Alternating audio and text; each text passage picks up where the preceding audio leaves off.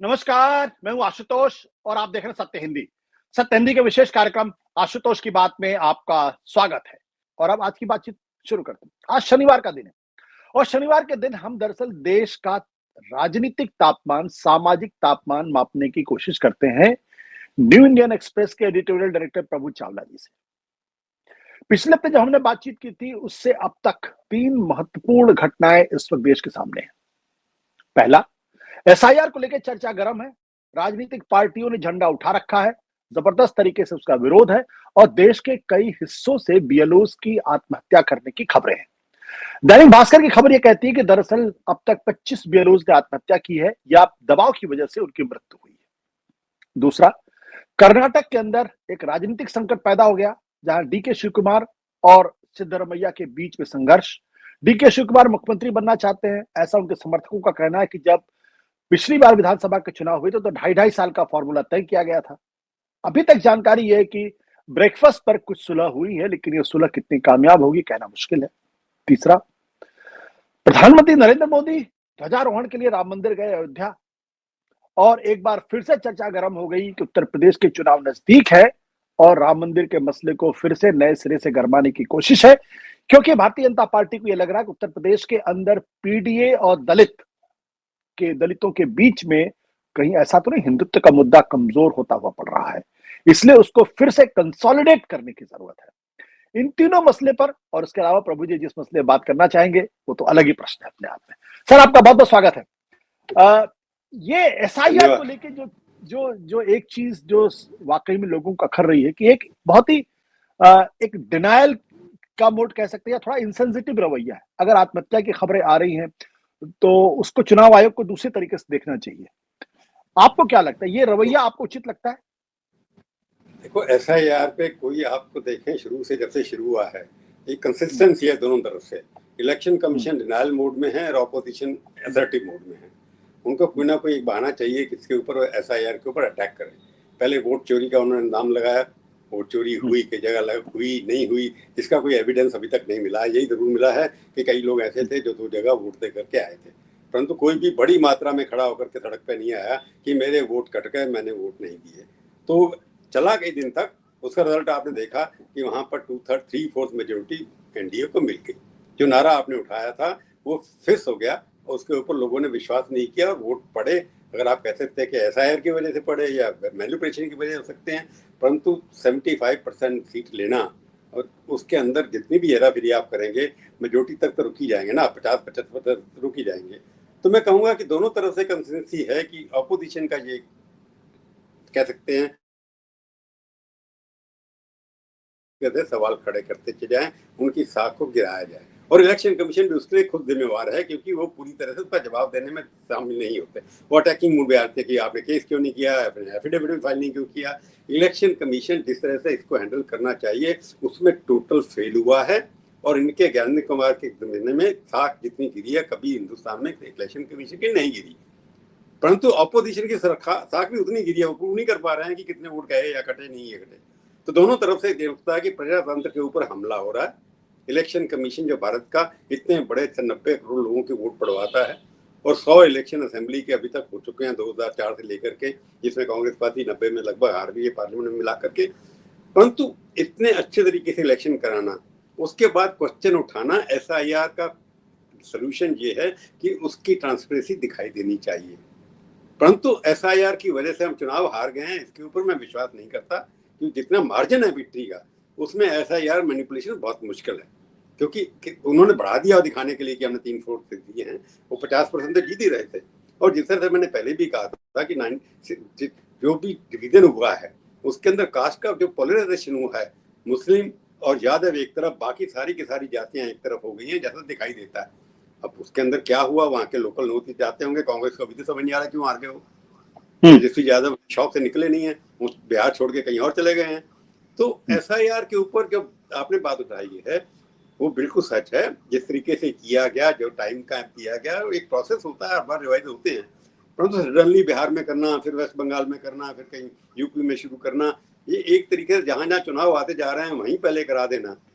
एक योजनाबद्ध तरीके से होना चाहिए था, कैलेंडर अनाउंस होना चाहिए था 1 साल पहले कि हम यहाँ करने जा रहे हैं, चाहे वो इलेक्शन हो या नहीं हो, वोटर का रिवीजन हो रहा है, अधिकार है इलेक्शन कमीशन को।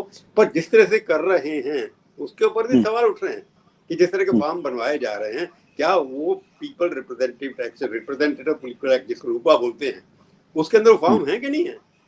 कि जो फॉर्म लिखे गए हैं कि वोट कैसे बनता है उसके लिए एक फॉर्म है, वोट कैसे कटता है उसके लिए एक फॉर्म है, तीसरा ऑब्जेक्शन होता है 3 फॉर्म वहां पर अलाउड है, 11-12 फॉर्म कहाँ से आ गए? इसके ऊपर सवाल उठ रहे हैं। ठीक है, इलेक्शन कमीशन के पास पावर है कि जो एक्ट के अंदर फॉर्म नहीं है क्या वो इंट्रोड्यूस कर सकते हैं कि नहीं कर सकते? इलेक्शन कमीशन ने 11 किस्म के फॉर्म वहां पर लागू कर दिए, उसमें से एक्ट में अगर नहीं है तो आप कैसे मांग सकते हैं? ये सवाल खड़ा हुआ है, उसका उत्तर सुप्रीम कोर्ट देगा, उसके अंदर बहस चल रही है। परंतु आपकी बात ठीक है, SIR की कंट्रोवर्सी जरूरी नहीं थी, जिस तरह से उसको इम्प्लीमेंट किया जा रहा है उसके ऊपर सवाल उठते हैं और इलेक्शन कमीशन इसके लिए जिम्मेवार है, ऑपोजिशन भी जिम्मेवार है कि वो प्रूव नहीं कर पा रही, वो इकट्ठे दिखा देते उठा करके। भाई लोग इकट्ठे करो ना, जिनके वोट नहीं मिले, जिनके वोट प्रभु ये जो उनको BLOs की जो आत्महत्या की खबर आ रही है, सुसाइड की खबर आ रही है, इस पर तो बड़ा मानवीय चेहरा होना चाहिए। अगर एक भी आदमी अगर आत्महत्या कर रहा है और जिस तरीके के वीडियोस आ रहे हैं कि DM लगातार धमका रहे हैं, SDM लगातार धमका रहे हैं, कानून गोज लगातार धमका रहे हैं। एक जो BLOs था, जो उस दिन उसकी मौत हुई और उसने आत्महत्या की जिस दिन वो शादी करने वाला था, और उसकी बहन का रो रो के बुरा हाल है, परिवार का बुरा हाल है। सुबह मैंने अखबारों में पढ़ा जी, सब जगह हो रहा है, केरला से लेकर के आप वेस्ट बंगाल तक देखें, हर जगह पर 8-10 BLO की डेथ हुई है, सुसाइड किया लोगों ने। उसमें कहने की सच तो होगा कि प्रेशर वर्क का है, परंतु अभी तक इन्वेस्टिगेशन करके हर स्टेट का, वेस्ट बंगाल के अंदर तो वेस्ट बंगाल गवर्नमेंट TMC की है, उनको वहां पर इन्वेस्टिगेशन करके रिपोर्ट देनी चाहिए, एक कागज लिखना चाहिए, इन्वेस्टिगेशन का तरीका है। BLO की जो डेथ हुई है, एक लगता है कि पैटर्न है कि हर जगह BLO की सुसाइड हो रहा है, कहीं भी स्टेट पे जहां पर हो रहा है, कई जगह पर ऐसा ही है। तो उसके ऊपर फिर मैंने पहले कहा, जिम्मेवारी बनती है इलेक्शन कमीशन को प्रूव करना कि BLO की सुसाइड उनके वर्क प्रेशर से कनेक्टेड नहीं है, क्योंकि टाइम टेबल दिया गया कि आपको पूरा करना है। वो टाइम टेबल इतना इम्पॉसिबल है कि उसके अंदर BLO पूरे सारे इलेक्शन के अंदर एक बूथ के अंदर 1000 वोट अगर होते हैं, उनको सर्टिफाई करना, वहां जाके मिलना, उनके फॉर्म भरवाना, उनको अपलोड करना, ये एक बहुत डिफिकल्ट जॉब है। और इतने पढ़े लिखे टेक्निकल सावी लोग हमारे नहीं है। अब BLO की सुसाइड इनकी वजह से हुई है, इसके ऊपर मैं अपना कमेंट नहीं करूंगा, परंतु जो गवर्नमेंट छप रही है उसको गलत साबित करना इलेक्शन कमीशन का काम है। और टाइम फ्रेम ऐसा बना चाहिए, शुरू में कहा कि टाइम फ्रेम होता है कि एक व्यक्ति इतना काम कर सकता है एक दिन के अंदर, जिस तरह की हमारे पास सुविधाएं हैं कि एक जगह जाना है, गांव में जाना है, उसको घर घर में विजिट करना है, फॉर्म को सर्टिफाई करना है, तो 10 क्वेश्चन उसके अंदर पूछने हैं, तो एक फॉर्म के ऊपर कितना टाइम लगता है उसको कैलकुलेट करके टाइम फिक्स करना चाहिए था कि एक फॉर्म को वेरीफाई करने के लिए BLO को अगर 15 मिनट लगते हैं या 20 मिनट लगते हैं, तो 1000 वोटर को सर्टिफाई करने के लिए कितना टाइम लगेगा, उस हिसाब से 8 घंटे के रोज के हिसाब से उनको काम करवाना चाहिए था। किया कि नहीं किया मेरे को पता नहीं है। कि हर चीज का एक मेथड होता है कि आपने इम्पोज कर दिया, मैंने जो है सारे वेस्ट बंगाल के 7 करोड़ वोटों को वेरीफाई करना है। 7 करोड़ वोटों को करने के लिए कितने लोग चाहिए, कितने मैन आवर चाहिए, कितने विमेन आवर चाहिए, उसको कैलकुलेट करना पड़ेगा। ट्रेवल टाइम कितना है, घर आना है, घर से वापस जाना है, फॉर्म भरना है, उसको सबमिट करना है, उसको कैलकुलेट करके पहले मॉडल एक बनाना चाहिए था कि हर पोलिंग बूथ पे 1000 वोट सर्टिफाई करने के लिए इतना टाइम लगेगा। क्या उतना टाइम दिया आपने? मेरे को पता नहीं। बिल्कुल बिल्कुल सर, मैं आपको अपना अनुभव बताता हूँ कि मेरे पास जब यूपी के अंदर, मैं यूपी में रहता हूँ, मेरे पास जब फॉर्म आया तो BLO से मेरी बात हुई। उसने कहा भाई मैंने तो इस्तीफा दे दिया है और उसकी जगह कोई दूसरी BLO आ गई है। अब मैं हतप्रभ रह गया कि जो मेरी ही BLO, उसने कहा मैंने इस्तीफा दे दिया है, मेरे से तो नहीं हो रहा था, मैंने किसी और को जिम्मेदारी दे दी है। अब ये स्थिति है। गवर्नमेंट सर्वेंट इस्तीफा कैसे देगा? दे दिया। हाँ, गवर्नमेंट सर्वेंट, हाँ, उसने टीचर थी, उसने इस्तीफा दे दिया, मैं नौकरी छोड़ दी मैंने, उसने मेरे को ये बताया। यहाँ पे एक प्रश्न ये उठता है कि सर क्या जरूरी कि 1 महीने के अंदर ही करना? ये बात, ये पहली मैं समझ नहीं पाया। आप अभी जैसे उत्तर प्रदेश का चुनाव है, 2027 में होना है, तकरीबन 1.5 साल है, आप 3 महीने का टाइम दे देते, 6 महीने का। ये जो जिद है कि 1 महीने के अंदर ही करना, चाहे कुछ भी हो जाए, इसका क्या कारण समझते हैं आप? मैंने आपको पहले भी बताया ना कि प्रोसेस जो लगता है ट्रांसपेरेंट नहीं है। 1 महीना क्यों? आपके पास उतने मैन पावर है कि नहीं? 1 महीने के अंदर हमने यूपी के 12 करोड़ वोटर को सर्टिफाई करना है, जितने भी है, 12 है, 15, जितने भी है, उसके लिए कितने लोग चाहिए, कितना समय चाहिए? एक तो आजकल तो आर्टिफिशियल इंटेलिजेंस है, अब बटन दबाइए आपको पता लग जाएगा। आप BLO को बुला के फॉर्म भरवाइए अपने सामने, बटने में कितना टाइम लगता है, तो आपके पास टेक्नोलॉजी है, प्रधानमंत्री ने टेक्नोलॉजी इंट्रोड्यूस कर रखी है, इतना इन्वेस्टमेंट किया जितना किसी प्रदेश ने नहीं किया, किसी देश ने नहीं किया। आप इतना इन्वेस्ट करने के बाद आपके पास क्या इतना प्रेशर है? आपने बताया कि हमने एक 30 दिन के अंदर, जैसे आप कह रहे हैं 30 दिन का टाइम दिया, 30 दिन के अंदर कितने लोग लगे हुए हैं जो इस फॉर्म को पूरा करवा पाएंगे, वेरीफाई करा पाएंगे? मेरे को लगता नहीं कैलकुलेट हुआ। तो आप जो कह रहे हैं कि जल्दी क्यों, यूपी में आपकी बात ठीक है, इलेक्शन तो है नहीं, वहां की जल्दी है आपकी? हालांकि वहाँ यूपी के चीफ मिनिस्टर ने अनाउंस भी कर दिया जो गलत लोग हैं, घुसपैठिए हैं, उनके लेवल से कैंप बनाए जाएं, शेल्टर बनाए जाएं, वो भी तैयारी हो रही है वहां पर। वो दूसरा विषय है किस्म से, इससे जुड़ा हुआ नहीं है, एक तो पर इनडायरेक्टली जुड़ा हुआ भी है कि वोटर्स की अगर गिनती हो रही है तो सेंटर अभी से बना रहे हैं, इसका मतलब आपको लगता है कि घुसपैठिए हैं जिनको हमने शेल्टर में रखना है, फिर उनको डिपोर्ट करना है, ये भी एक मुद्दा हो सकता है। परंतु बिल्कुल 100% है कि इस प्रक्रिया को शुरू करने के लिए इलेक्शन कमीशन ने हफड़ा दफड़ी की है, कोई तैयारी नहीं की है। वोटरों की सर्टिफिकेशन होनी चाहिए, मैं बिल्कुल से सहमत में हूँ। जो देश का नागरिक नहीं है उसको वोट देने का अधिकार नहीं है, मैं इससे भी सहमत हूँ 100%। पर तय कौन करेगा, कैसे करेगा, क्या मैकेनिज्म होगा, वो संविधान में हमारे लिखा हुआ है। संविधान में जो धाराएं हैं उसके हिसाब से आप चलिए, और जिसको निकालना है निकालिए, पर संविधान से बाहर नहीं कर सकते आप। बट ये जो योगी आदित्यनाथ ने कहा कि डिटेंशन सेंटर बनाएंगे, ये स्टेटमेंट देने का क्या मतलब है? नहीं, मैंने आपको पहले भी कहा ना, उनको लगता है कि जब वोटर्स की गिनती शुरू होगी, वेरिफिकेशन शुरू होगा,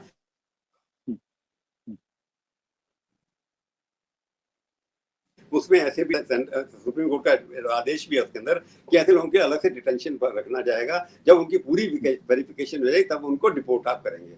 तो ये कॉन्स्टिट्यूशन प्रोसीजर है। योगी जी तो आगे की सोचते हैं ना, 2027 की सोचते हैं। सर, बिहार में तो एक भी घुसपैठिया नहीं मिला। बिहार में अभी तक ऑन रिकॉर्ड एक भी घुसपैठिया नहीं मिला। तो आपने कहा ना, अब यहाँ कितने मिलेंगे देखने पड़ेंगे ना। उन्होंने घोषणा कर दी क्योंकि प्रोविजन है कि आपने अगर किसको डिसफ्रेंचाइज किया, जिसके वोट काट दिया, जिसको कहा नागरिक नहीं है, बाहर से आया है, उसको कहाँ रखेंगे, इसका इंतजाम मोदी जी, योगी जी ने पहले एडवांस में कर दिया। अब कितने आएंगे तो हम और आप देखेंगे जब हो जाएंगे। क्या ये पोलराइज करने की कोशिश नहीं है? क्या ये पोलराइज करने की कोशिश नहीं है?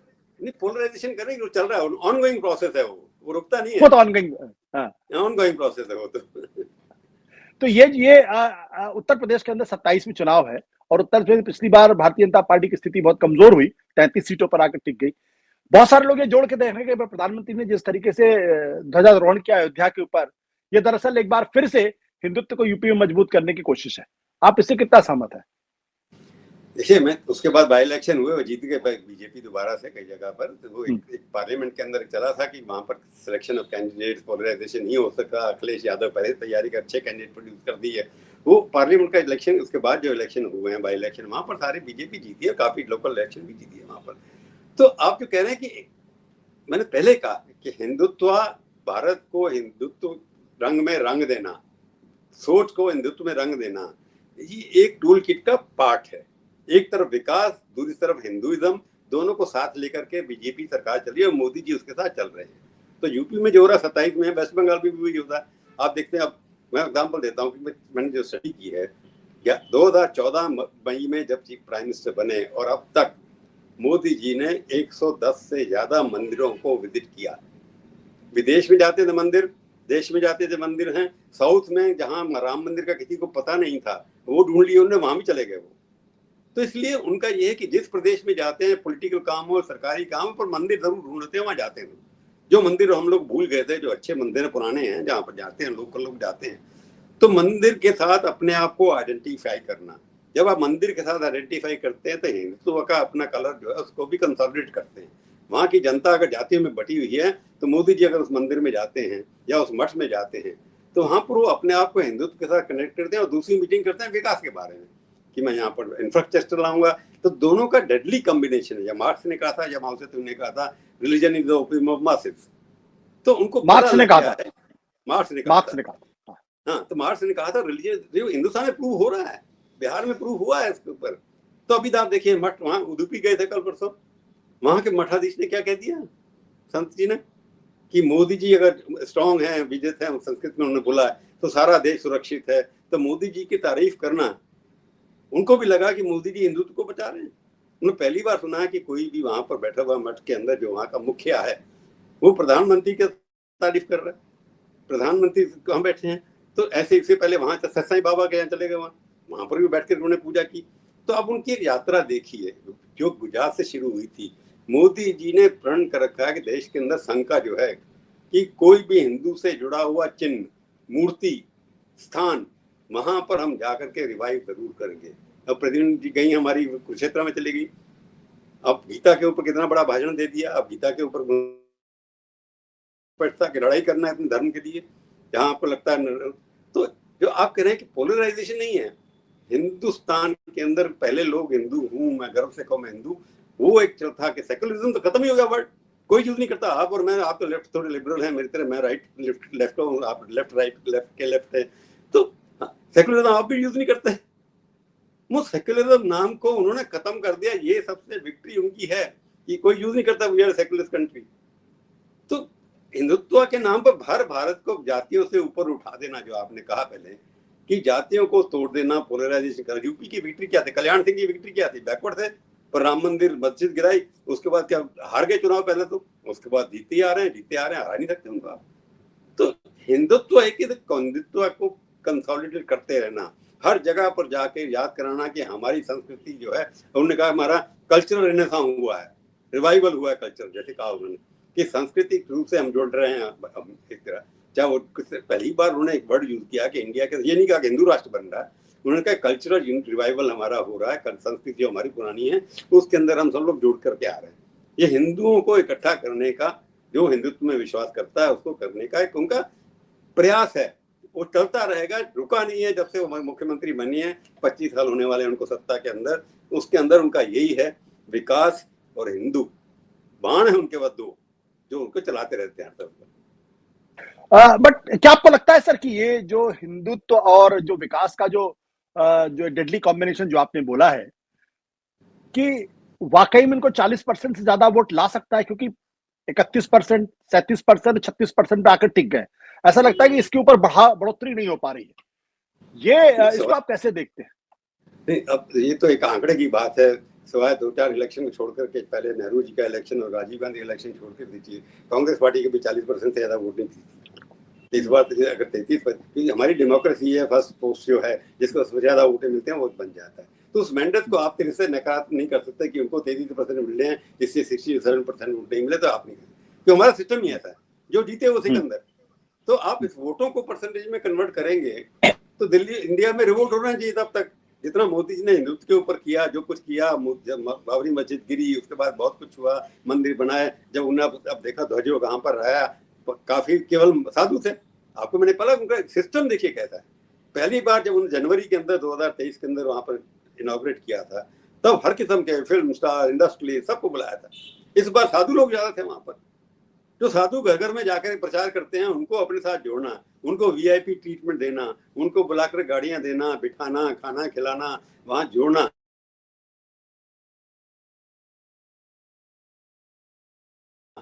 तो ये अपने आप में एक तरीका है। आप कहते हैं कि योगा ही होगा उसके अंदर, तो परसेंटेज के ऊपर आप डिटर्मिन करें कि उसके पास मैंडेट नहीं है, तो पार्लियामेंट्री डेमोक्रेसी हमारी है, या तो इसको खत्म कर दो, देखो 50%। नहीं, मैं ये नहीं कह सर, मैं ये नहीं कह रहा हूँ कि मैंडेट नहीं है, मैं मैंडेट पे क्वेश्चन मार्क नहीं लगा रहा। मैं ये कह रहा हूँ कि आप 80% लोगों की बात करते हैं, हिंदुत्व की बात करते हैं, और आप, ऐसा लगता है जैसे 37%, 36% पे आके अटक गए। अगर इसको 40% करना है या 42% करना है, वो वहां पे लगता है कहीं कुछ गड़बड़ी हो रही है। भाई आप बिहार में देखिए, लगभग 50% पहुंच गए एनडीए के लोग, सबको मिलाकर लेकर, तो आपको 40% 50% पहुंच गए। यूपी में भी पहले काफी 40-45% पहुंचे हुए। तो इसलिए आप कह रहे हैं कि उनको आगे बढ़ाना है। अब सवाल है कि उनके वोट कम तो नहीं हो रहे ना, हालांकि ऑपोजिशन पार्टी के कांग्रेस तो श्रिंक करती चली जाती है, कांग्रेस समझ नहीं क्या करना है, कांग्रेस सोच ही नहीं पा रही क्या करें इसको। वो हमेशा रिएक्शन नई एजेंडा लेके आती है, इसको पूरा रिसर्च नहीं करती। तो आप जो कह रहे हैं कि एडिशनल वोट्स उनको बढ़ाने हैं, 40% जनता का विश्वास प्राप्त करना है, उनको तो सत्ता चाहिए। सत्ता के लिए अगर 33% में पावर में आते हैं, बाकी को डिवाइड दंड भेद, मैं पहले ही कहता हूँ, वही कह रहा हूँ, उनको सत्ता में किस तरह से आना है। 14 प्रदेशों के अंदर आज बीजेपी की सरकार है, 6 और प्रदेशों के अंदर एनडीए के साथ मिलकर 20 सरकारें आपके पास हैं। तो 20 सरकारें 3/4 मेजोरिटी आप लेकर के बैठे हुए हैं। अब राज्यसभा में आपकी मेजोरिटी अगर जिस दिन होगी उस दिन आप सारा कॉन्स्टिट्यूशन अमेंड कर सकते हैं, हिंदू राष्ट्र डिक्लेयर कर सकते हैं इसको टेक्निकली आप। और आप कह रहे हैं कि 40% वोट नहीं मिले। अगर आप कहें 22 स्टेट हो गए और 400 सीटें एमपी की यहाँ मिला के एनडीए के साथ हो गई तोड़ फोड़ के, तो आपका संविधान बदल सकते हैं वो, तो मैंडेट तो उनके पास है। तो जो कह रहे हैं कि वोटों को गिनती करना 90 करोड़ में से कितने पड़े, 60 करोड़ पड़े, उसमें इनको 25 करोड़ मिले, ये सब गिनती की बातें। अल्टीमेटली नंबर ऑफ सीट्स क्या है इलेक्टेड बॉडी के अंदर आपको। बिल्कुल। आपने कहा कि नंबर ऑफ सीट्स क्या है, यहाँ सवाल मैंडेट पे नहीं है, मैं बिल्कुल स्पष्ट कर दूं इसको। मेरा कहना यह था कि ऐसा लगता है जैसे कहीं पर राष्ट्रीय स्तर पर लोकसभा के चुनाव में आके बीजेपी फंस गई है, वो 36-37% तो आती है, उसके ऊपर शायद नहीं निकल पा रहा। हो सकता है अगले चुनाव में कुछ और करिश्मा हो जाए। अब अगर हम आपने कांग्रेस के बारे में बातचीत की थी, कर्नाटक में जो कुछ हो रहा है उससे आपको लगता है कि कांग्रेस पार्टी में कुछ गहरे कोई चीज है और कर्नाटक अगला इनके लिए एक वाटरलू साबित हो सकता है? मैं बता रहा हूँ कांग्रेस में मेरे को लगता है कई बार जैसे रिवाइवल होता है, जैसे 99 सीटें आगे बड़े चिल्लाए उल्लाए हम जीत गए, हम रिवाइवल हो गया। पहले मध्य प्रदेश राजस्थान जीत गए थे तो बड़ा हल्ला मचा, उसमें सारे के सारे स्टेट हार गए। जैसे मैंने पहले भी कहा 94 इलेक्शन हुए हैं 2004 से, जब से राहुल गांधी आए हैं तब तक 90 में लगभग हार गए हैं। ये जीते भी हैं कुछ 3 प्रदेशों में आप बात करते हैं यार, मतलब समथिंग आपके कहीं ना कहीं फाउंडेशन में कहीं लगता है कि दीमक लग गया है जो आपकी जड़ों को खोखला करता चला जा रहा है। कांग्रेस मुक्त भारत जो है मोदी जी का सपना कांग्रेस खुद पूरा करने वाली है। बिहार में कर दिया उन्होंने। मैंने पहले भी कहा, मैं अभी भी विश्वास करता हूं कि कांग्रेस विचारधारा के लोग, कांग्रेस अभी भी एग्जिस्ट करती है गांव के अंदर। 6 लाख 7 लाख गांव हैं, तो हर गांव में आपको कांग्रेस का झंडा या कांग्रेस का कार्यकर्ता जनरेशन बाय जनरेशन अभी मिल जाएगा, परंतु इकट्ठा करने वाला कोई नहीं है। एक वो राह ही पलट गए हैं। राहुल गांधी ने एक नारा शुरू किया करप्शन,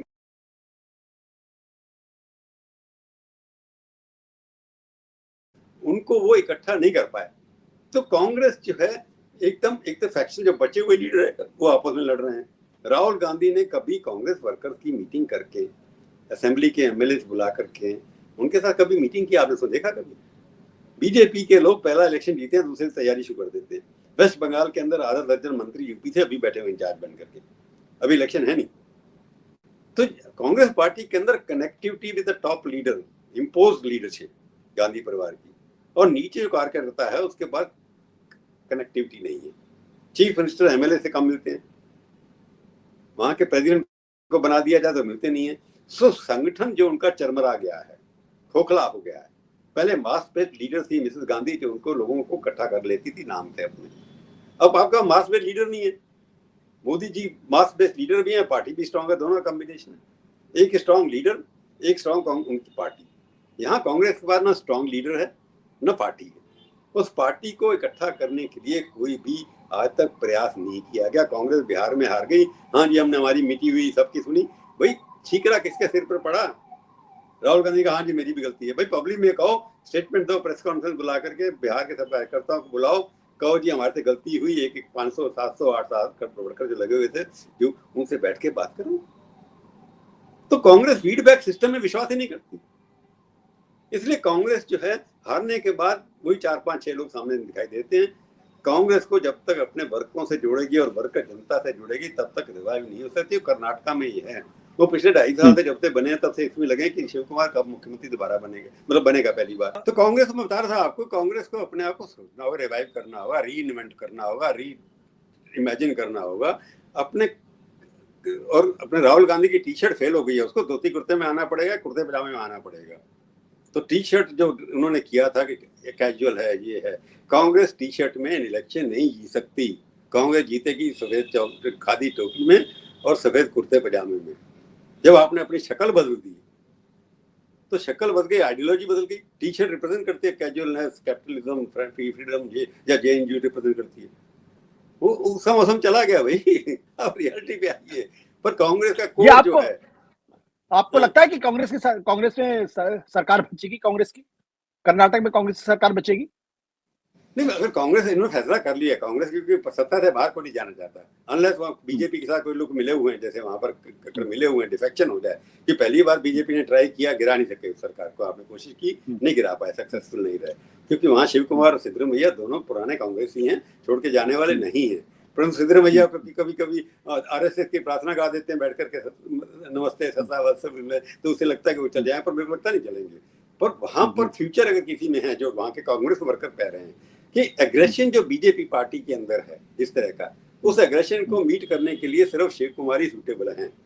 डंडे से डंडा, पैसे से पैसा। सिद्धरामैया पुराने कांग्रेसिज्म के हैं, उनके जाति सपोर्ट उनके साथ है, परंतु वोका लीगा उनको छोड़कर बड़ी कास्ट को आप चीफ मिनिस्टर नहीं बनाएंगे, वहां पर रिवोल्ट हो जाता है। जैसे ब्राह्मण वहां पर आजकल बिहार के अंदर सारा कंट्रोल उनके हाथ में था, जीते दूसरे लोग, पर वहां पर ब्राह्मण आके सारे के सारे अपर कास्ट के लोग मिनिस्टर बन गए। वहां पर आपने देखो सबसे ज्यादा रिप्रेजेंटेटिव 1/3 रिप्रेजेंटेशन अपर कास्ट का है मिनिस्ट्री के अंदर। पहली बार एमएलए जीती वो अपने मित्र से, हमारे दिग्विजय सिंह, उनकी बेटी जीत गई, वो बन गई एकदम मिनिस्टर था। तो ऐसा देखने से लगता है कि कांग्रेस पार्टी को, मैंने पहले कहा, अपना ड्रेस यूनिफॉर्म बदलनी होगी लीडर को। वो आइडेंटिफाई कांग्रेस कल्चर से नहीं करती, उनको समझ आना चाहिए कि कांग्रेस का नेता कैजुअल टी शर्ट के अंदर चुनाव नहीं जिता सकता, वो नेता लगना चाहिए। वही गलती देखिए, आप देखिए, मैं आपको बताऊं फर्क कितना है।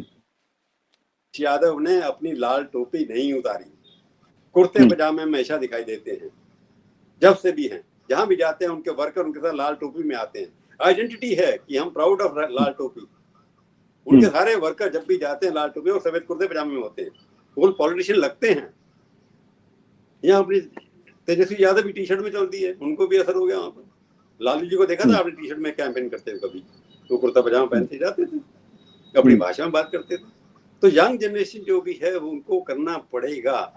अब चंद्रबाबू नायडू अपने उसी सफारी सूट में रहते हैं, उनका बेटा नारा जो है वो टी शर्ट पैंट कमीज अपनी बाहर एक चलता है, वो क्योंकि रेड्डी इतने बदनाम हो गए थे, हार गए, वो नारा कभी भी पॉलिटिकल पार्टी से नहीं जुड़ पाएगा। मैं आज आपको बता रहा हूँ, नारा is not a future there. इसी तरह स्टालिन का बेटा भी जो है जज है जुड़ा हुआ है, पर स्टालिन अपनी उसी कपड़े में जो पहले से थे, जब से जुड़े हैं पॉलिटिक्स के अंदर। तो नेता की पहचान उसके पहनावे से भी होती है, उसके विचारों तो होती है। विचार तो हो सकते कि कांग्रेस के हैं, परंतु आपका पहनावा जो है बीजेपी के अंदर, अब मोदी जी हैं अपने कुर्ते चूड़ीदार पजामा में रहते हैं, जब पार्टी में था वो कुर्ता पहनते थे, लंबा पजामा पहनते थे। उनके अंदर अटल जी, अडवाणी जी, उन्होंने कभी वेश बदला? अपना नहीं बदला। पर इनके मंत्री सारे के सारे जो हैं अपने वेश बदलते रहते हैं। पर मोदी जी का नेहरू तो जुड़ा हुआ है ना, तो मतलब कांग्रेस पार्टी को सिर्फ अपना पहनावा बदलना पड़ेगा, लीडर को सबसे पहले बदलना पड़ेगा। जिस दिन लीडर सीरियस लगेगा, अब पार्लियामेंट में टी शर्ट में चले जाते हैं आप, मैं कन्वेंशनल आदमी हो सकता है उनका पहचानना, मैं बुरा नहीं मानता इस बार, पर अब राजनीति में तो 50 साल का मेरे को राजनीतिक एक्सपीरियंस है।